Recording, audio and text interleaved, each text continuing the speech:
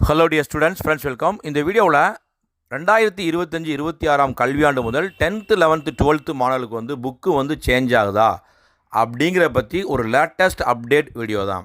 இப்போ பார்த்தீங்கன்னா எக்ஸாம்ஸ் எல்லாம் 11th 12th முடிச்சிட்டாங்க. இப்போ 11th மாணவர்கள் 12th படிக்க ஆரம்பிக்க போகிறாங்க. அதே மாதிரி 10th எக்ஸாம் நடந்துக்கிட்டு இருக்குது.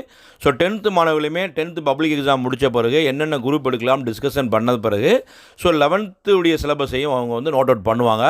ஸோ ஸ்டூடெண்ட்ஸ் எல்லாமே 10th 11th 12th எல்லாமே சிலபஸ் சேஞ்ச் ஆகுதா, தொடர்ந்து ரிப்பீட்டடாகவே ஸ்டூடெண்ட்ஸ் டவுட் இருக்குது. இப்போ தமிழக பள்ளி கல்வித்துறை சார்பாக 10th 11th 12th தமிழில் மட்டுமே ஒவ்வொரு கிளாஸுக்குமே 10th 11th 12th ஒவ்வொரு வகுப்புக்குமே 2 இயல்களை குறைச்சிருக்காங்க.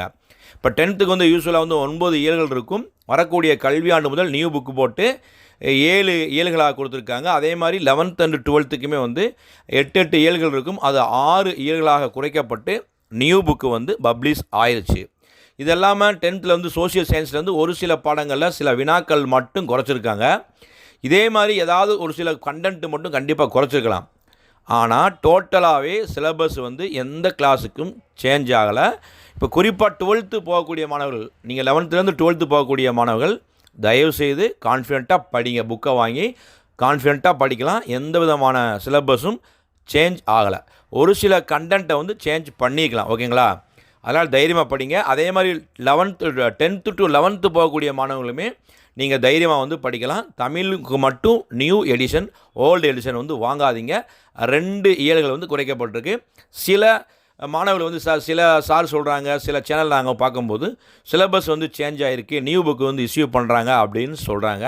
ஸோ இது வரைக்கும் நியூ புக்கு கொடுக்குறதா எந்த விதமான அஃபீஷியல் அப்டேட்டுமே வரலை. தமிழுக்கு மட்டும்தான் நியூ எடிஷன் வந்திருக்கு.